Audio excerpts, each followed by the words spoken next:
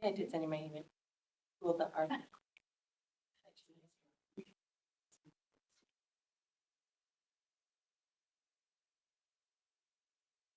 There's really a lot of this. Yeah, like this. Great. I was. Nothing.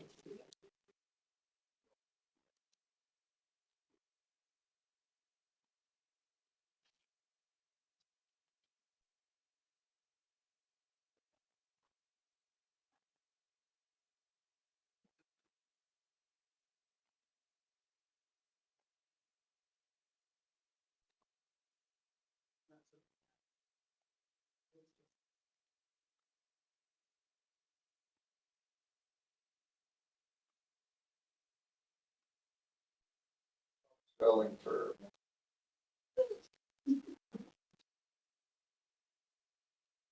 Well, it starts out for. Okay. ABC.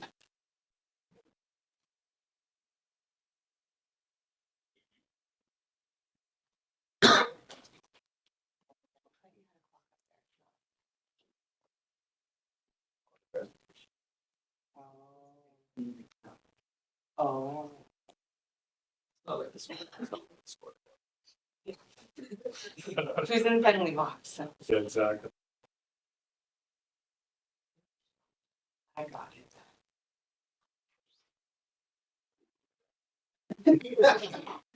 Well, yeah, without.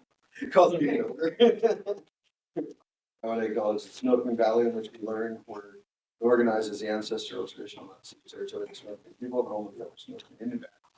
I got a motion to adopt the agenda. Thank you. Second, House Member, Councilor Willis. The additions are errors. All in favor? Carried. Thank you. Adoption of the February 21st, 2024 regular meeting of council. Mr. Mayor. Seconder. Okay. Councilor Gould. Any errors or omissions on that? All in favor? Carried. Thank you. Petitions and delegations. Come on up. Libraries first. I do have the preamble. I'm supposed to read you each delegation. Shall be limited to 15 minutes. Presentation lasts longer. Voted lasts longer. So, go ahead. Okay, thank you. And is this the right place for me to stand? Yeah. Can people hear me when I talk? Okay. So thank you so much, Mr. Mayor and Council, for having me on your agenda. We will strive not to go over 15 minutes unless you have amazing questions for us. Then we're happy to stay as long as you want. So my name is Danielle Hubbard. I'm the CEO of the Okanagan Regional Library. George sits on our board, so he is one of my 24 bosses. So what I'm going to do over the next 10 minutes or so is I'm going to just outline what the Okanagan Regional Library is, because you are one of the communities that is within our service area. So I think it's really important that we know who we are and what we offer, and that we build this connection between Princeton and the Okanagan Regional Library. So I'm going to take about, probably 8 minutes or so to talk about the ORL as a whole. And then Katie Fry, who is the community librarian here in Princeton, will talk for maybe 6 or 7 minutes about what's happening locally here in Princeton. And then if you have any questions or any comments, then we'll stick around as long as makes sense. And I also wanted to say, I'm going out to all of the library system communities that the ORL serves over the course of the spring, and Princeton is the first stop on my grand council tour. So you're my guinea pig. Thank you for bearing with me. So first of all, this is who we are, the Okanagan Regional Library. So one of the initiatives that is underway at the moment is developing a new strategic plan for the ORL. So our brand new, approved in mid-February, vision for our organization is to provide a vital community space for learning, connecting, and exploring. And so I hope that in that statement it honors the fact that the public library is a physical space. The Princeton branch, of course, just at the end of this block. So probably a space you're all familiar with, and that we do promote learning and connecting can be ideas, it can be people, it can be information, and again, exploring can be ideas or people or information. So the idea of this vision statement is that it is quite broad what we provide, and from one community to the next, it can vary. And in a couple moments, I'm going to show you a map of all the communities that we serve, just to give you a bit of a perspective of the size of our organization. This text is small. Perhaps for my next council visit, I will enlarge this. Sorry. We have it in our back. Okay, good. Seeing it on a screen, it's almost illegible. So as part of our strategic planning process, we've established goals that we want to achieve. So these are sort of high-level visionary goals. We had a board-level workshop in November that George participated in to identify what do we as a library system want to be achieving. And so these were the 5 big overarching themes that we boiled it down to. Again, the cultivating learning, literacy, creativity, and imagination, offering a welcoming and inclusive space to gather and connect. Obviously, a lot of similarities here to vision statement. Embracing local heritage and culture, which is vital when we're connecting to the communities we operate in. And develop and nurture community partnerships. So again, they know there's schools, there's churches, there's community centers, there's businesses, there's all kinds of different people who live within this community that we want to connect with. And the final point is really where my work falls, is striving for organizational and service excellence. So as I'm going to show you on this next slide, we're a pretty far-reaching organization. So this is a map of how big the Okanagan Regional Library is in terms of geography. So there's Princeton on the corner there. We are densely packed through the central Okanagan, where there's a large population base, and then we have branches all the way up to Revelstoke and Golden. So the ORL provides services for 4 regional districts. There, in addition to Okanagan, Similkameen, it's also the Central Okanagan, North Okanagan, and Columbia Shuswap, which then goes to explain why I report to a board of 24 elected officials, because there's an elected council member from each of those communities serves on the board of the Okanagan Regional Library. And again, this is just to provide some context. I very much imagine that for all of you and for your voting base here in Princeton, really Katie is the ORL for all of you. She is the one who delivers our services here in Princeton. But I just thought it would be valuable for you to understand a bit of the broader context of who we are. One of the benefits of Princeton being part of this big regional library system is that your residents have access to a much larger array of collections and services than if Princeton were a standalone library. So the Okanagan Regional Library as a whole has almost 600,000 physical materials, which is, I guess, a more technical way of saying books and magazines and all the things you traditionally think of libraries having. And so those materials, we have what's called a floating collection. So those materials can be checked out and returned at any branch of the Okanagan Regional Library. So if you check books out here from Princeton, then you're going to visit family in Kelowna, you can drop them off at any of our Kelowna branches, and vice versa. You could check books out in Kelowna, bring them home, return them here in Princeton. You can put books on hold. If they're up in Golden, they might take a week or so to get here, but they'll get here and you'll be notified. And then in addition to those 600,000 books and magazines, etc., we also have a holding of approximately 144,000 digital materials. So that is online databases, ebooks, audiobooks, things that you can carry around in your pocket and listen to or read whenever you like. So when I get to drive back to Kelowna this afternoon, I can listen to one of these 144,000 audiobooks on my Drive app. So I really see that as a benefit of a large regional system, is that that's certainly a volume of material that would be hard to fit within the Princeton branch. Another reality of the Okanagan Regional Library is that our services can be centralized. So this is a kind of an aerial view of our administrative headquarters, which are in Kelowna. And so this is a view of where our collections happen. So where books are purchased and then cataloged and processed and shipped out to all the different branches. So we have a few delivery drivers, 3 of them, who work full-time at transporting material all around the 4 regional districts that we serve. And all of that work is based in Kelowna. And that's also where really exciting things like payroll and auditing and the HR department and all those underpinnings of organizations happen locally or centrally in Kelowna.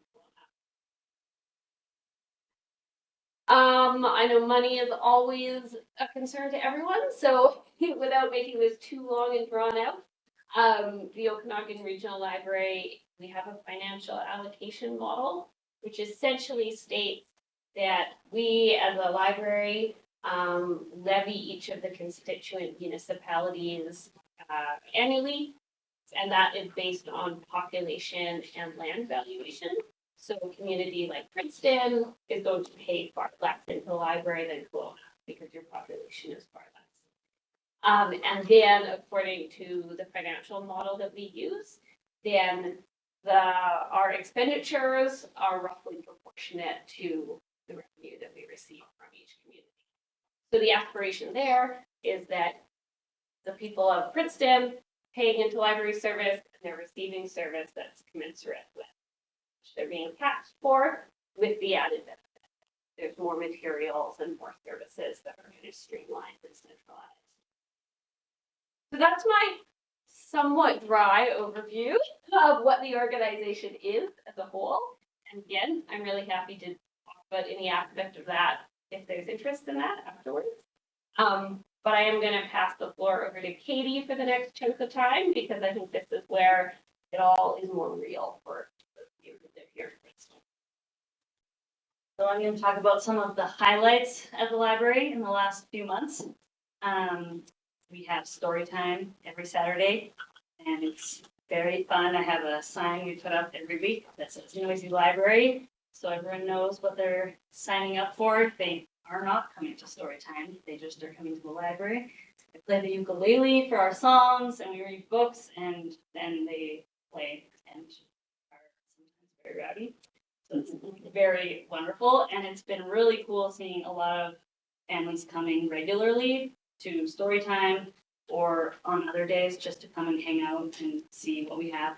I try to always have some kind of self-directed program available for most age groups. So coloring for kids, for crafts, and then things for grown-ups and teens too. There's a group of teens who've been coming almost every day we're open to make collages. So we had to order 30 new glue sticks. They're using up all our newspapers and magazines that have been donated to make all kinds of collages. So those are very fun, and I've noticed the teens becoming more outgoing and interested in having people talk to them instead of kind of pouty. So that is always great to see from teens. We also have an English Corner program, so it's an English conversation group. We started in the fall, so we've got a group of some Japanese women, a new group of people who have moved here from South Korea. That you guys, I don't know if you've seen them around, but they just moved here in January. Of them, and last week some Hindu people who came. So we have 3 different languages represented in our group, and it's really cool to see space where people can make new friends, because English is your second language. It's probably pretty hard to make friends in a very English speaking community. So that has been really cool.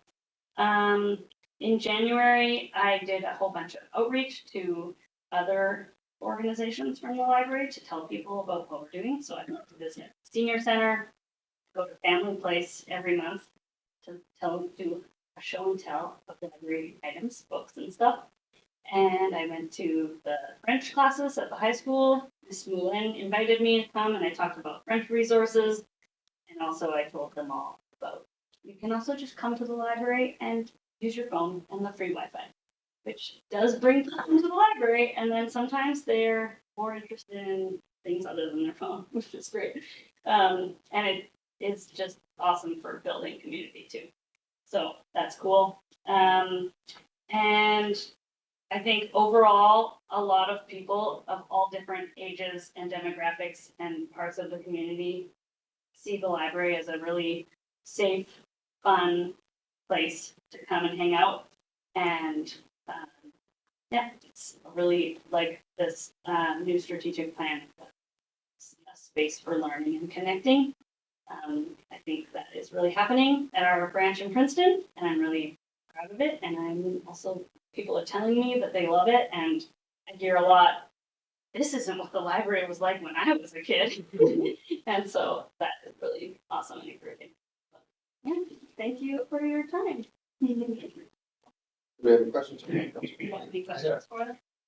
My first question would be that, well, I'm curious about attendance in terms of also not only attendance figures, is it growing, is it, with all the modern things going Right. on in today, and then also what items are showing the increases in terms of, I imagine books are maybe fading a little bit, but maybe other technical things that are Right. increasing. So Do you want me to talk about sort of like from a system perspective? And then you Sure. can talk Yeah. here? Yeah. Yeah. So from a system perspective, books took a dip in circulation over the COVID years. I think because people were homebound and afraid to touch things. So at this point, that has finally picked up again. So I'd say right now, sort of just an overall circulation of material with digital materials, so people using ebooks and e-audiobooks is on a steady increase. So I think that's an interesting aspect at public libraries right now, is sometimes the library will seem quieter, like fewer people are coming through the doors to check out books. Instead, they're accessing a lot of resources from home, and then instead when they're coming into the library, they're coming in like for those types of programs that Katie was talking about. So it's kind of a shifting use, I guess, compared to what it was maybe. So I'm sorry, so you can access material from there, from outside the library? Yes, Yeah. There's an app called Libby that you can read ebooks and e-audiobooks. Okay. Yeah. And 21 days though. Right? Yeah. And sometimes I'm a little slow. They can't be returned late because they just disappear from your phone. They're safe. And But- and you gotta wait. Yeah. That's the problem. As an example, like you have to renew your library card every 2 years, your account. And so there's some people who come in every 2 years just to renew so they can keep using Libby. But they are using ebooks and e-audiobooks regularly all the time. So we're not seeing them that often, except for when they come to renew their card. But it's representative of using the library daily, which is pretty cool. And then for do you mean attendance, like people in the door or at programs? Both. Finally, in today's world, after going through COVID and all that kind of stuff, it's all community organizations that put on events and everything that bring people together. And obviously you're bringing people together with things like story time and all that kind of stuff. It's just, in my mind, it's just a positive what we look through. And let's get back to the way we were before. So. Yeah, I very much hope so. Yeah. Yeah. I might add too, is Katie comes out to a lot of our community events and participates and runs booths. So it brings inviting people into the community around the library and then activities that they do. So she's a great supporter of Dr. Park. Sure. Thanks, Nadine, you stole my thunder. Go ahead. I just have a question. Katie, can you explain how to get a membership? Like, Yes, and how? you can just come in anytime we're open, and we just need a piece of ID with your address and your name. And we can set it up right whenever we're open. And what's the cost? So there's no cost for residents of Princeton. There is a cost in Area H because, as you may know, Area H chose not to join the library system, but you can still get an account. And in fact, Princeton residents do pay for the library service on their taxes. Yeah. And so just, So H residents pay at the library. $25 for 3 months or $100 for a year. But free if you're a town of Princeton resident, Yeah. because it's on your tax. Yeah, yeah. Even if you're like a renter. Yeah, someone's So I paying need taxes it. for the Yeah. property, so. So that sounds really it- With all the things you guys do, it sounds like it's an amazing facility. There's no doubt about it. But I want you to remind everybody how few hours a week the facility is open, and you still achieve all this. I was actually, George and Katie and I went out for lunch before coming here. And so I've been CEO for a year and a half, maybe even like a year and a quarter. Close to that. Yeah, not even quite a year and a Yeah. half. And so one of my goals as CEO, and it's not gonna happen instantaneously, but I would really like to see our smaller branches like Princeton get more open hours. So about 10 years ago, the ORL made the decision to sort of streamline its funding, and a number of our rural branches had their hours reduced. I think Princeton was one of them. And so one of my goals as CEO is I think these smaller branches deserve to be open more hours. We just need to like find the funding and the funding spread that will support that. But I think as you can tell by all the stuff that Katie shared, we're kind of bursting at the seams with the potential of everything that we're doing. If we're open more, we can do even more programs. Exactly, yeah. So this is the thing that I'm hoping to achieve, because I would say the main kind of complaint that the ORL receives from community members is why is our branch only open 3 days a week? Or only open 4 days a week? So is there a way for you to do like private events at the library? Yes, Instead of, like, yeah. I can do, like I had a field trip from the grade 6, 7 class came in January. So that happened before we were open on Thursday, because we don't open until 12 on Thursday. And then I do the baby time program at 11 on Thursday. So, yeah, we can do things, make anything happen. So how many hours are you open each week? 18, no, 21. 21. Thank you. I'm from the regional district area H. What do I pay for those prices that Councilor Mould mentioned? Like, what would the Area 8 residents pay if they were members of the ORL? Is that what you're asking? They would pay the same? They would be approximately the same as Princeton. Sorry, I don't know the exact numbers off the top of my head. I would have to ask my CFO to calculate. Probably Area 8 residents would pay a little bit more annually than Princeton residents, because my understanding is that property value in Area H is more. But this is just what I hear through the rumor mill. It's not, Area H is part of the library?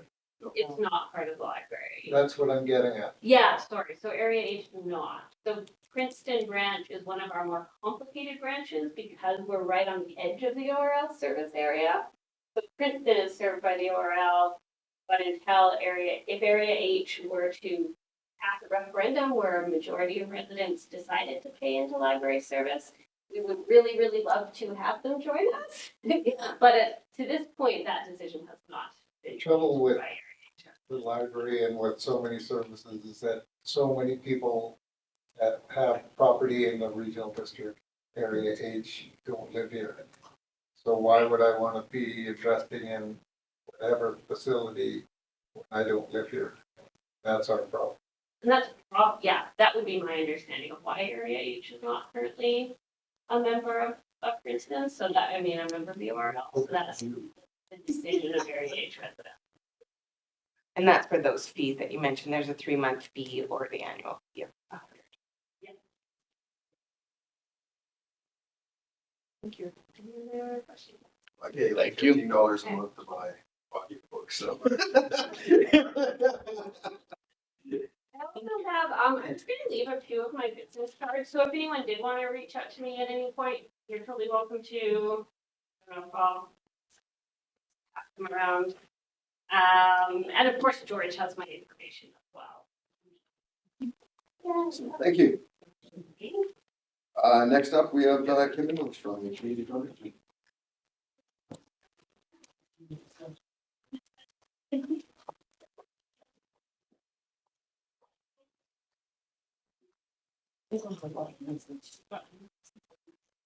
Are you here?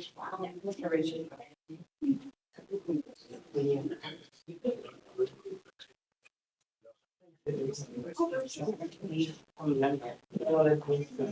For neighbors.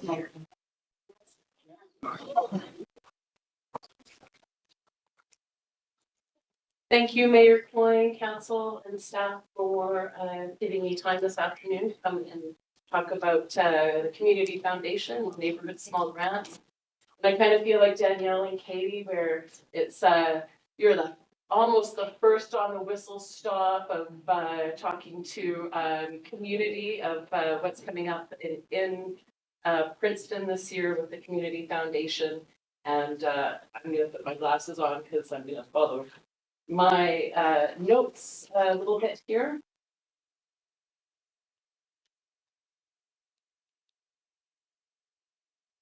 Go to the buttons, I think. Oh, no, I've gone back.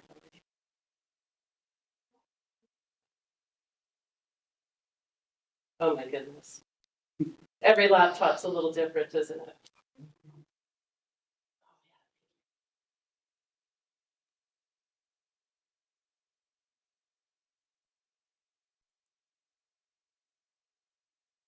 I'm having a tight time. The buttons that work for me are not working for her. Sorry. I thought I could hear your behavior. I thought so too. I just had to push a little harder. Oh, right. Gosh, and you know, It's okay, we can buy more. and I'm gonna actually go ahead because my slide presentation's a bit out of order here. Oh my goodness. What did you press? Just the. I'm taking up all my time. We can get this way.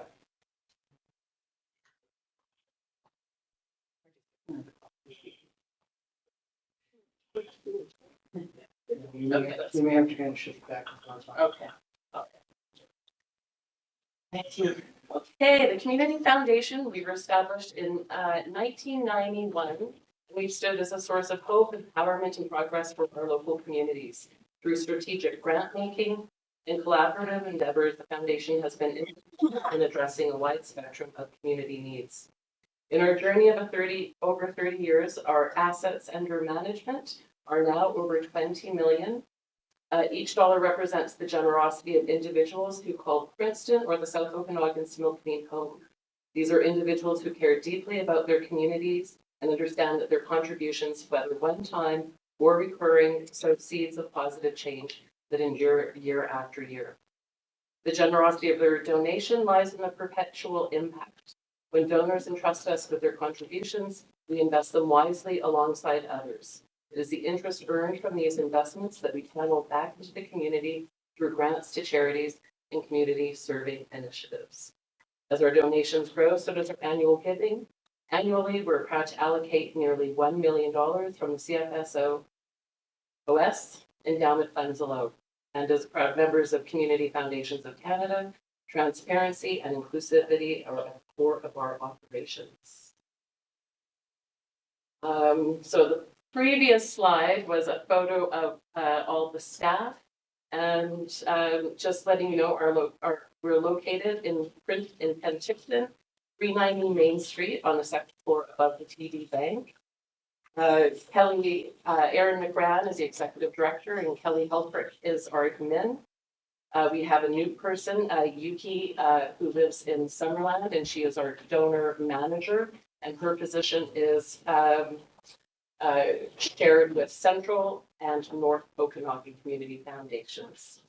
And our grants manager is now Kevin Ronigan, as Sarah Trudeau has moved over to Community Foundations of Canada, but still works from her home office in Kenton. And I live in Karamias, and I work throughout the region.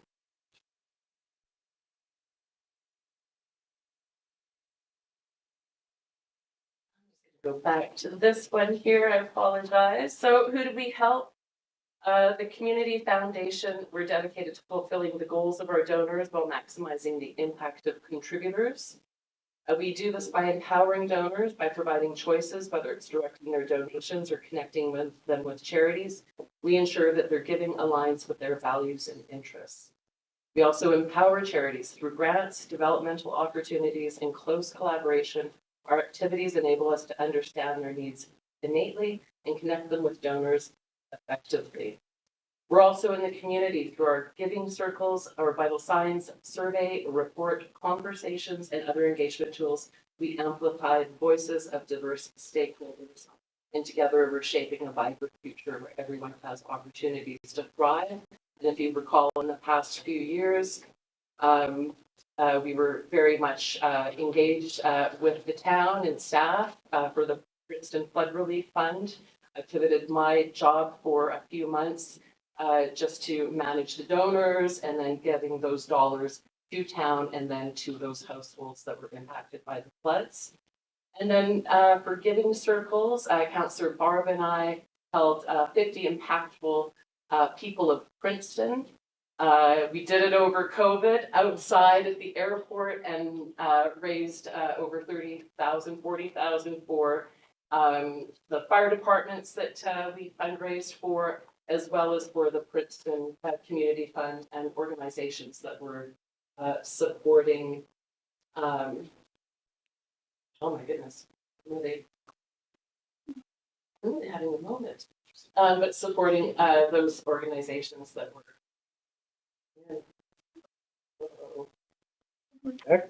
Oh, I've got it. I've got the sweet spot. I think.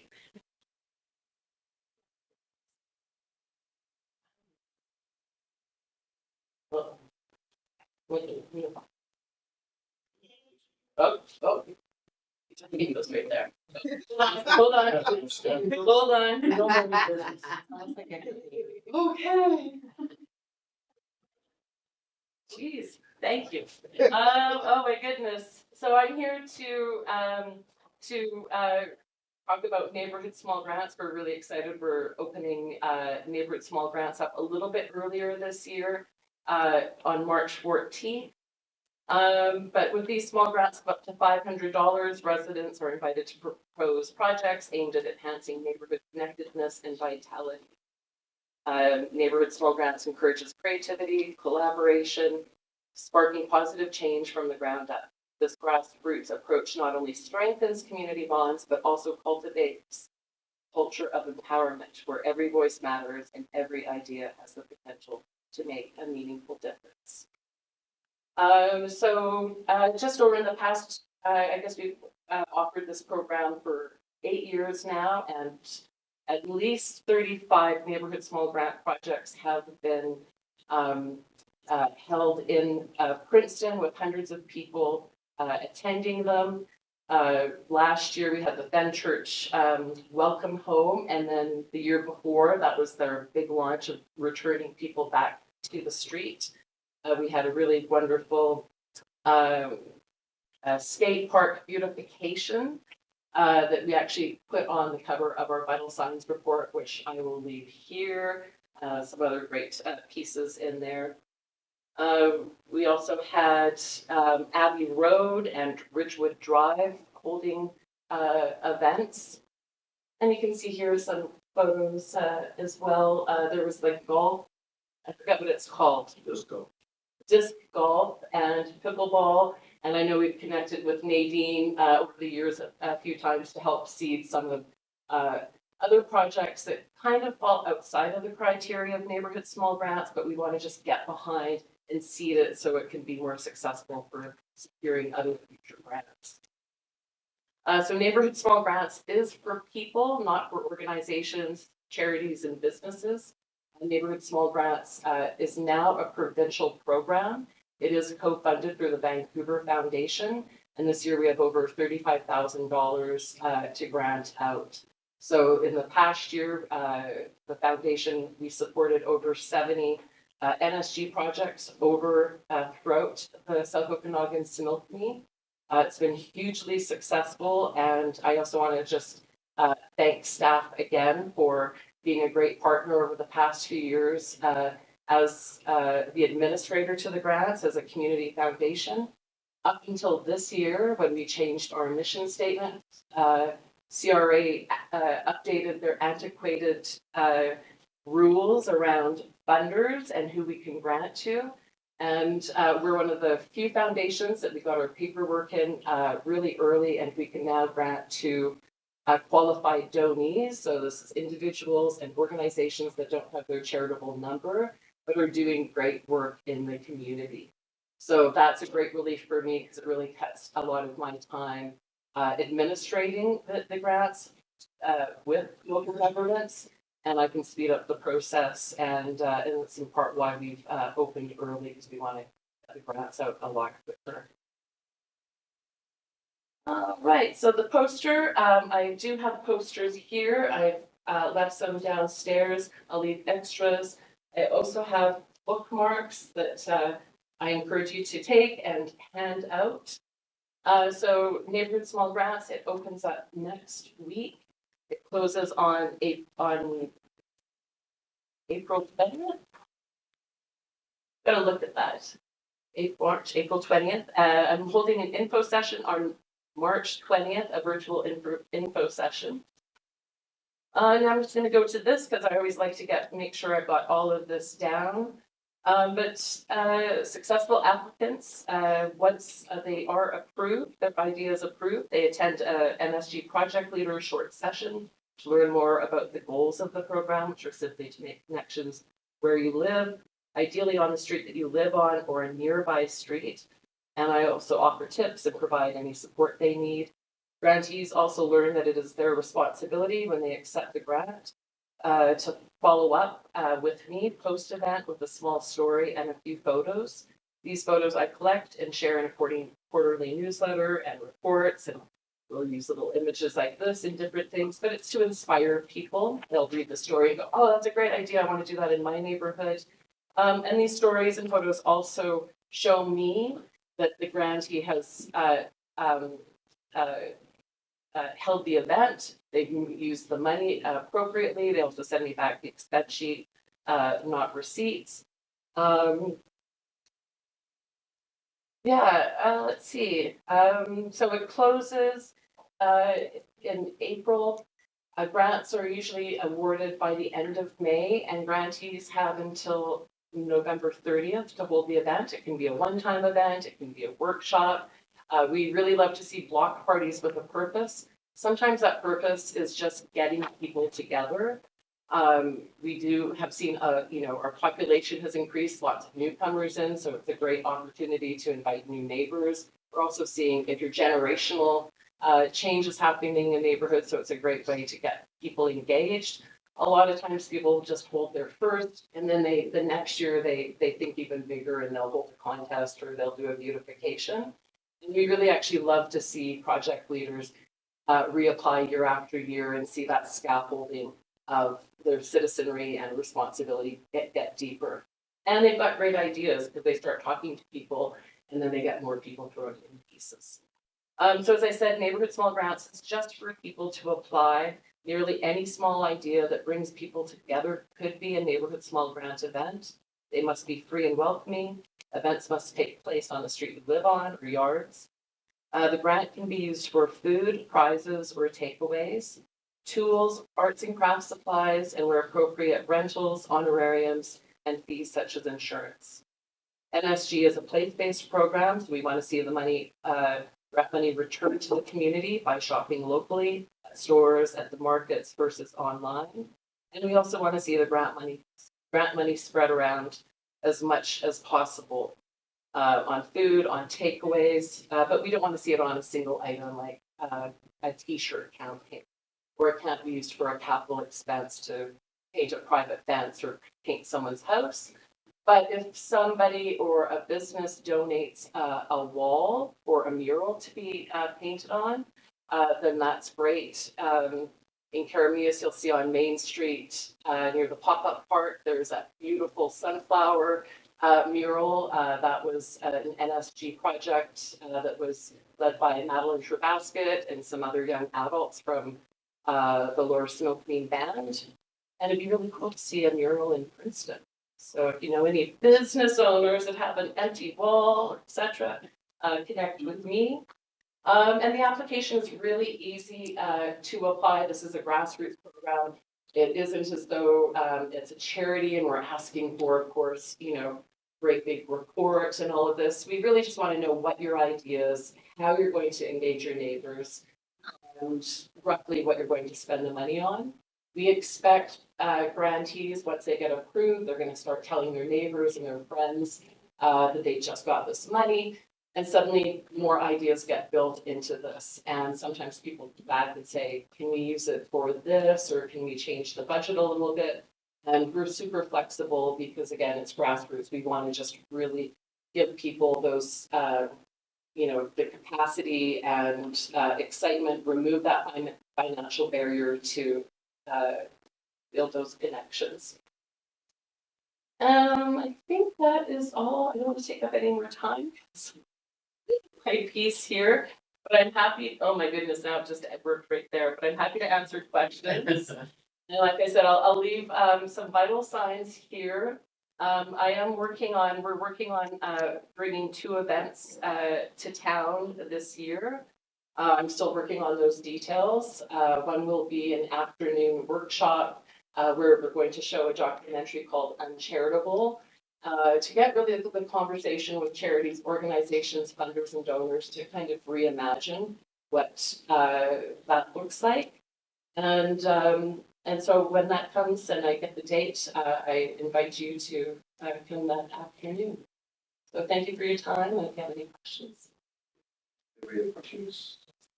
Just when you donate to community foundation, how do you apply? You're allowed to apply any direction. Yes, so when you come to the community foundation, what we do with work with donors is to really find out what your interest is and offer different choices.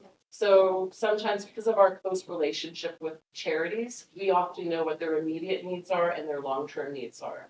So a donor can come and talk to us and say, I live in Princeton, I have $500 or $5,000. What is the biggest need in the community? And we might be able to say, oh, well, we just heard that, the museum needs a new furnace or the senior center needs a new roof. Or we might say there's the Princeton and District Legacy Fund. You can donate there, and then the Princeton Legacy Fund is under our larger umbrella of endowments. The Princeton Legacy Fund supports specifically charities in this area.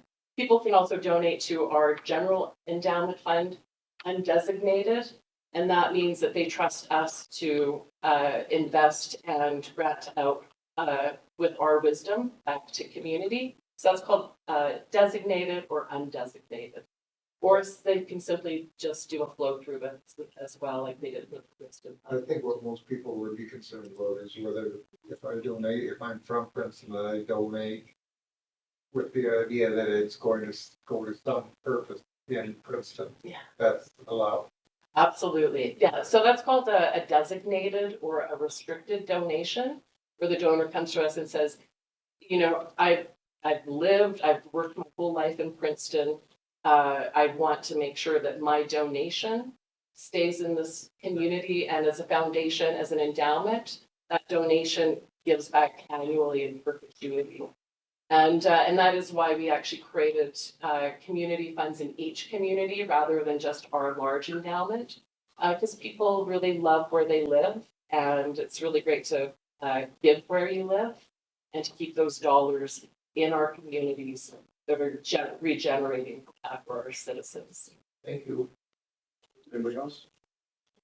I'm a huge supporter of your work, Kim. Thank you, support. Thanks, Kim. Thank you. Have a Thank good you. day. Okay, so straight into staff reports, Memorial Park Caretaker Residence by Denise 221 David. Ian. Mayor and Council. So I'm here today to make a recommendation to council that we approve the proposed lease between the town of Princeton and Memorial Park Caretaker Residence. Lewis and Nikki McIver for a 5-year term for the use of the land as Drive. At 221A Highway 3. Okay. And then council approve the permitted use of Memorial Park Caretaker Residence for district property for a term of up to 5 years, and let staff proceed with the legislative notice as required by the community charter, and attached to this notice in draft form. And that council authorize the chief administrator officer to sign this agreement on his behalf. Nikki and Lewis McIver have been caretakers on that residence since 1995.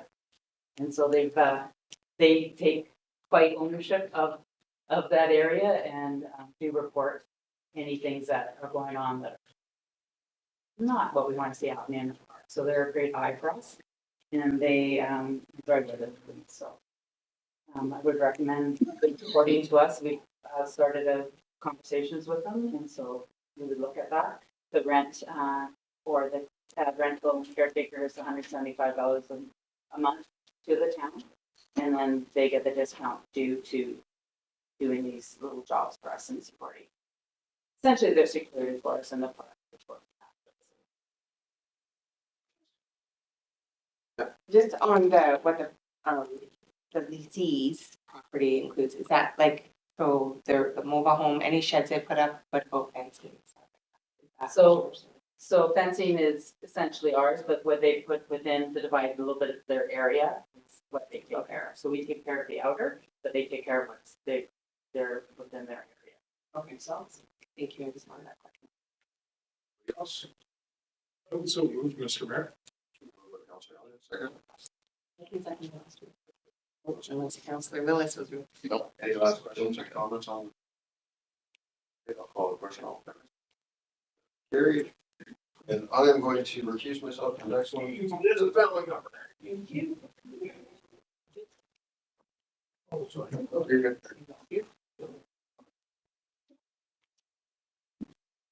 All right, I guess I'll take over. 6.2 landfill and recycling depot operations services contract extension. Recommendation that council authorize staff to extend the existing landfill operations contract for a term of 5 years to James Coyne Contracting Ltd. And that council approve the total expenditure from the landfill operations budget. And that mayor and CEO will be authorized to sign the agreement. Want me to speak on it? Sure. Okay. I'll try to speak on John Jared's behalf. He sort of highlighted some stuff for me. We're asking for an extension of a term of 5 years for James Coyne Contracting to run the landfill. The current contract that we have with them expires March 31st, 2024. He's asked for no changes in the pricing that is currently in the contract, which is 1% increase on the anniversary date of each term, plus the consumer price index annual percentage increase. He has asked for one change. He is requesting that instead of having $136,666.66 performance bond that is outlined in the current contract, that it be changed to a letter of credit in the amount of $80,000 for deposit for failure to complete the work. Along with an $80,000 deposit, James has asked that in event of failure to complete work, that the town would also take possession of his 1996 Caterpillar 826C compactor with a worth of approximately $60,000. Jared has expressed that he has, witnessed significant increases in cleanliness, organization, pit development, compactation, recycling in compliance with the Ministry of Environment Operation Permit. And further that it has also with the contractor has performed and gained another 12 years of expectancy and used for our so. And I think that is all of it. And I can try to answer questions, but Fine. Well, as far as I'm concerned, there's a number of problems there. One of them is, this is coming up in front of us, and the date is March 6th. The closure of this is March, what? 31st, the end of the In month. other words, 3 weeks away, this is being put in front of us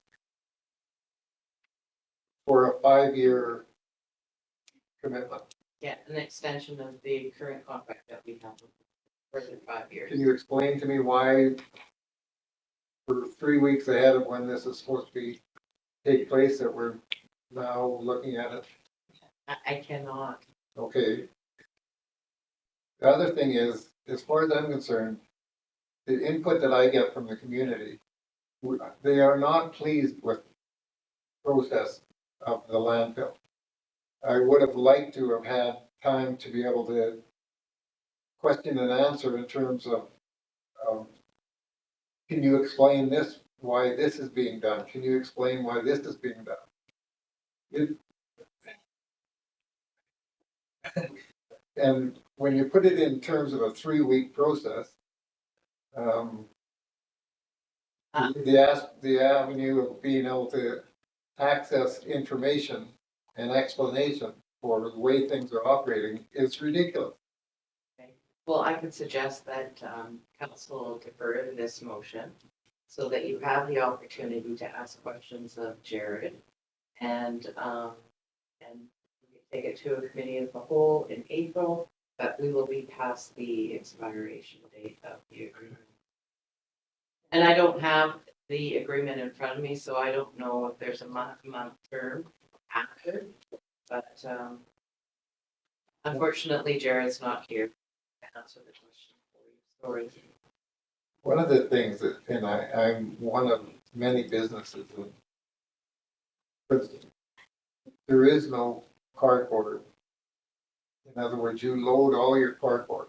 And as far as I'm concerned, you load all your recycling goes into, as far as I'm concerned, recycling in Princeton, and I'm not sure whether it's the process that it goes on, would have been a nice question to ask. Is this process that we're operating under present in all other communities?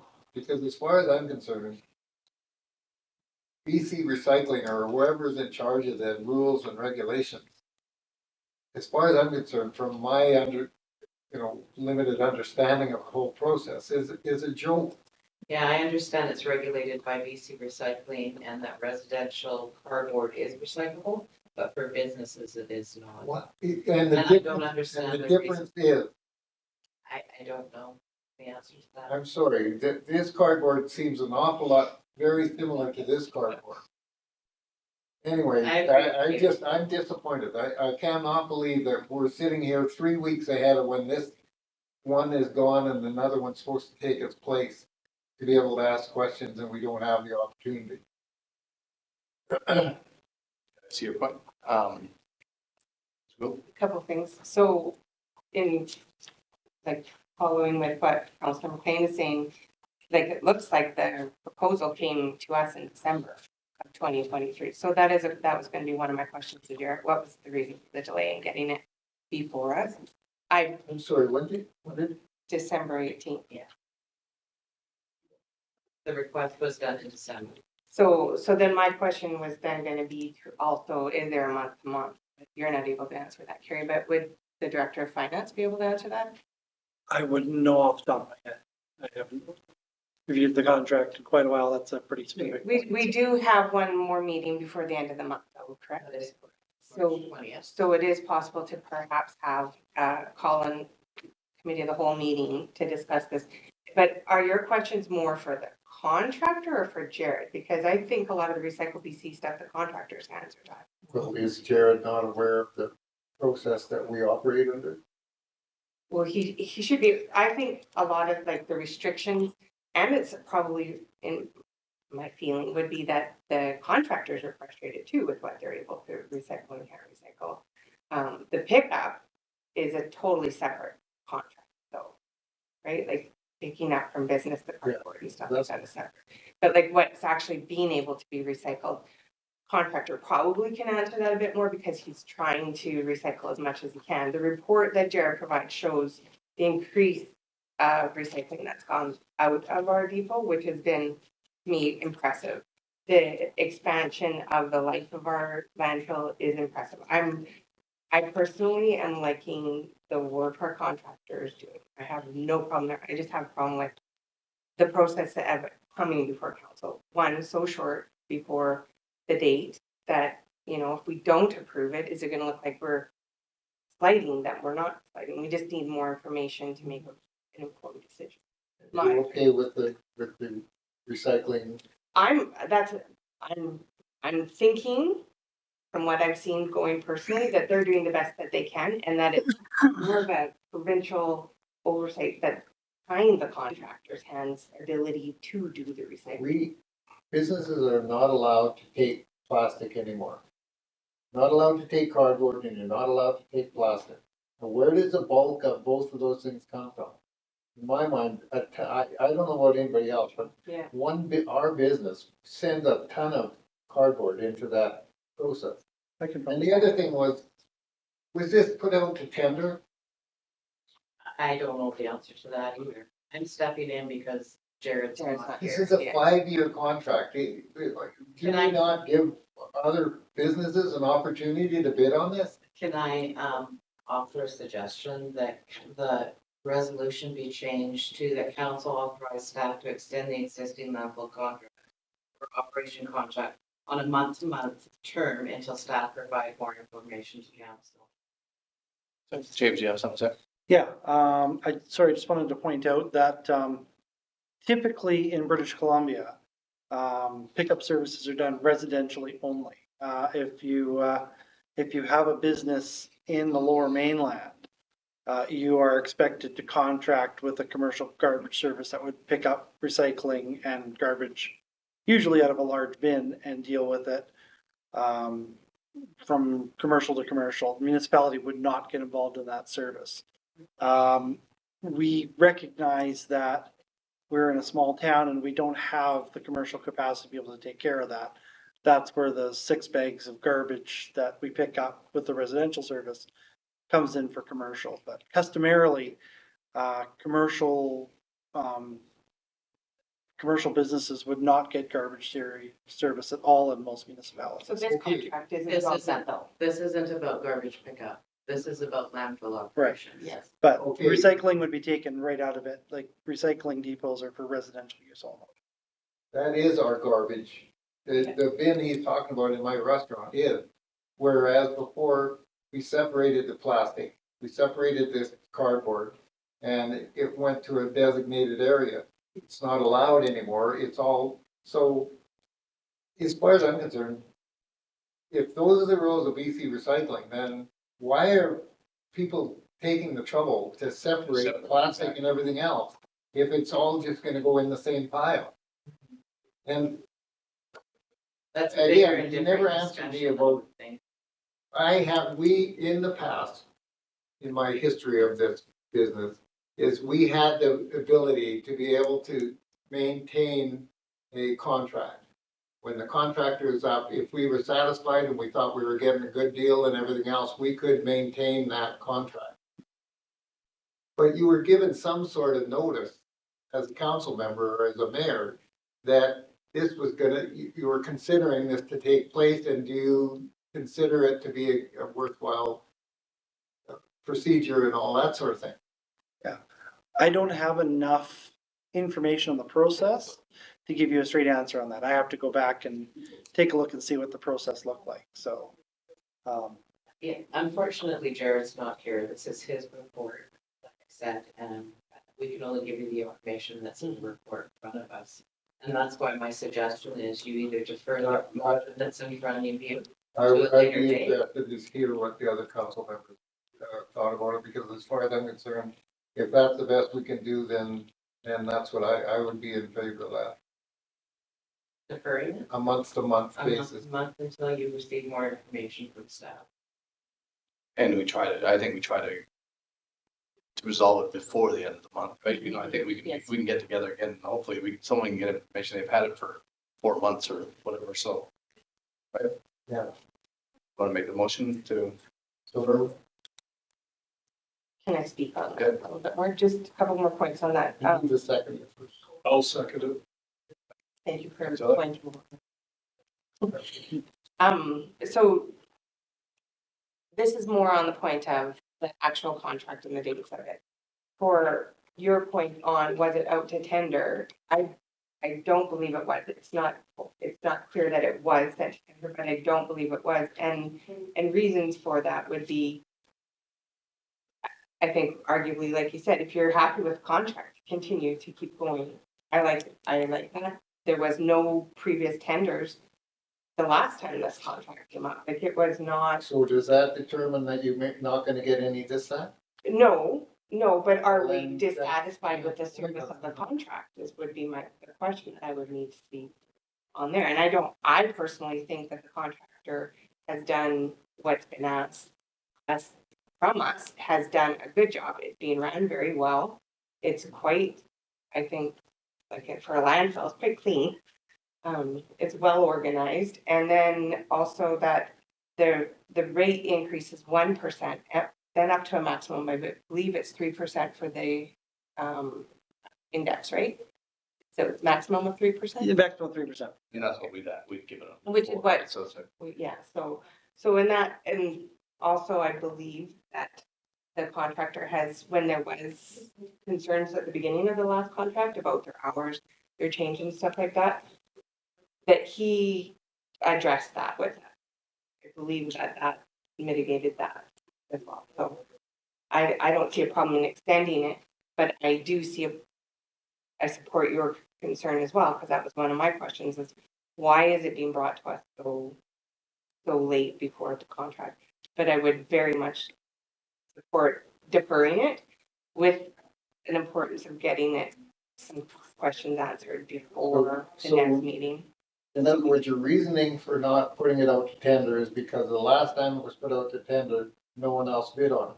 Yeah, or that it was just way beyond what our expense, what our cost for operating a landfill should be. It was, I believe, double. So, Hold it. Follow me here. You're saying that because people didn't bid on it the last time, no, there was that bidders, we sorry. don't bother putting it out to tender this time. Because they didn't bid on it last time, so they're not gonna bid on it this time? There was tenders, sorry, they were just really expensive. And then it went past it, and then we had to re-tender it. What is really expensive? I forget, I don't know the numbers, Councilman Finn, I can't go back on it, but the tenders What were, are you talking about is really expensive? the tenders that came back were like they're not local, they were I didn't think extraordinary there were any amount. that came in. Do you Yeah, remember? there was. Terry? We did get some, they were over the expected budget, and so then we re-tendered it out again, and we only got one application that was. With the restricted. Within the range of, Yeah. our budget, I mean. Right, and then at some point too, if it did go to tender and if we were to look at a whole new amount, well, obviously that's not gonna happen. We're 3 weeks away from it expiring, right? But then you'd have to go, at what point is it gonna be cheaper to not contract and to start doing it in-house, which is a whole other can of worms, which we, a council, us or the next ones, would need to look at well in advance of finding out what the costs are too. Which was the discussion last time. I think I agree with a lot what Barb says. I think that James, I've had a few conversations with James, and I think when you come to the recycling stuff, I think his hands are tied a lot with, you know, what he can accept and what costs him. And but I agree that we should have been here way before now, and there should be questions answered, I think. So I'm for deferring. Do you have any problem with what he's asking with the performance bonus, like the No, letter of credit is a pretty standard, for something of this size. It would require him taking out a debt facility with the bank and we can, it's essentially the same as cash without the cash transferring hands. So, And we get a, that we would just keep on file, and should something calamitous happen, we just cash it in with the bank. The tractor, little less excited about. It's a depreciating asset. It's 96. We put it at, almost well over 25 years old, almost 30 years old. To register that property with the property registry for a lien would be an additional cost and potentially hazardous from a legal standpoint. So that I'm less excited about, but I understand it's a goodwill gesture. I echo what Councillor McLean said. I do believe a contract of this size, and this is a hefty contract. Like we annually pay approximately $800,000 a year in landfill and garbage collection services. So to issue a contract like this without an open tender process, to me would violate the purchasing policy and be quite foolhardy. There might be a different operator out there who might be able to operate it for a more economical basis or provide additional hours, but you don't know until you try. So I will do some further investigation in the next week as to why that process wasn't followed. But we don't know if it was, we had to or not. under a purchasing policy, yeah, anything over $20,000 goes to an open tender process. So. Which is what, yeah. Exactly. Yeah. And so nobody can hear. The fact that the landfill contractor is a good choice or not a good choice is almost immaterial to the process. If the process isn't followed, I can't give a good, honest explanation as to whether there's a better contractor out there for it. There probably is not. I agree with you as well, Councillor Gould, that probably doesn't have we probably have the best contractor for the job now, but without an open tender process, we wouldn't know it. Exactly.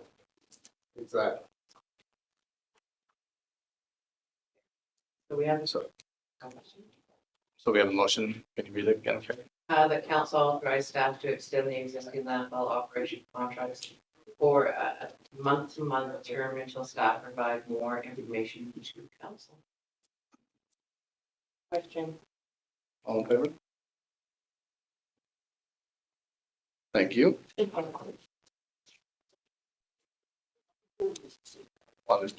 George. Let him come back? Let him come back? So doesn't it? Yeah, he's still back.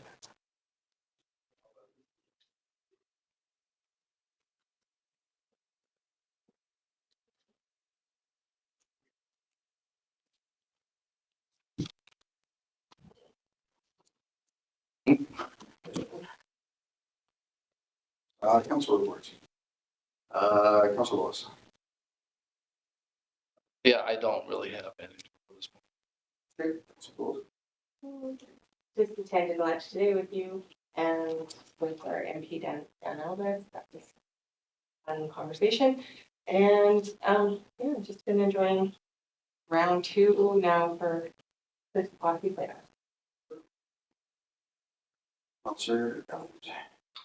Not much to report. I attended an arts council meeting last week, and I did a little fundraising for the Canadian Mental Health Association and raised $500 for the local South Okanagan Small Community Branch that I sit on the board for. Did a little physical thing for them, and that's my report. Councillor McLean. Nothing to report. Okay.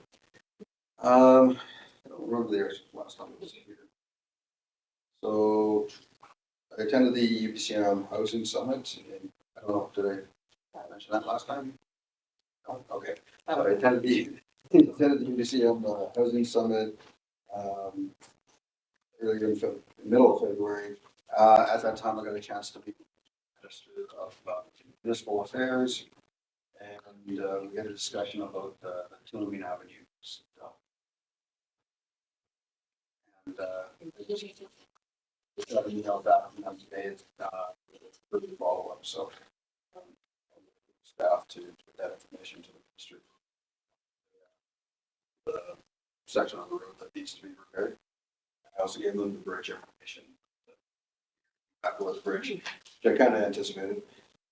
The next week, the 20th, I attended the throne speech in Victoria, and I got the chance to meet with 3 ministers while I was there.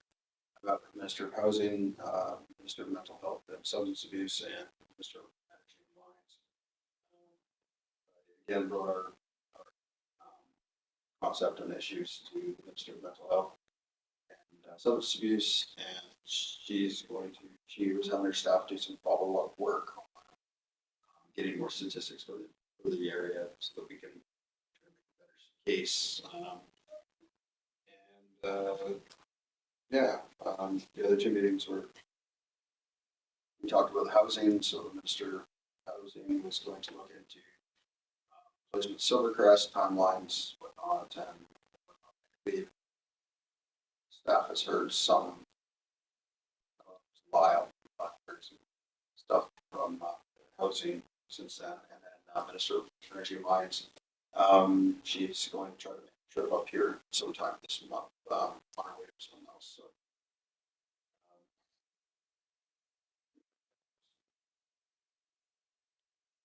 And we got a SBPS meeting the next day.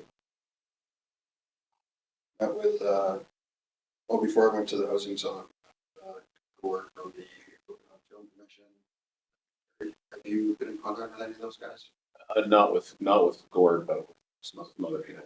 Yeah, so they're actively seeking locations for some filming opportunities in the Princeton area.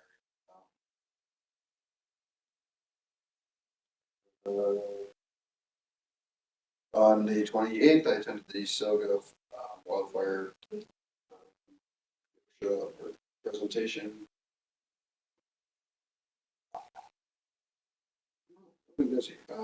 On the 1st, I attended, so I've been invited to something called it's a economy working group for the province of British Columbia, and it's based around disaster recovery and kind of climate or economy resiliency and whatnot during and after disasters. So I'm one of, there's only like 4 elections on that. Everybody else is from different segments of so that, and today I met with our MP with Councillor Gould for lunch chat. I think that's all I have. I'm sure I'm missing something. One quick one. To do with the resiliency center, one of the points that came up during the discussion was that having, we've talked about a separate building and all that kind of stuff, but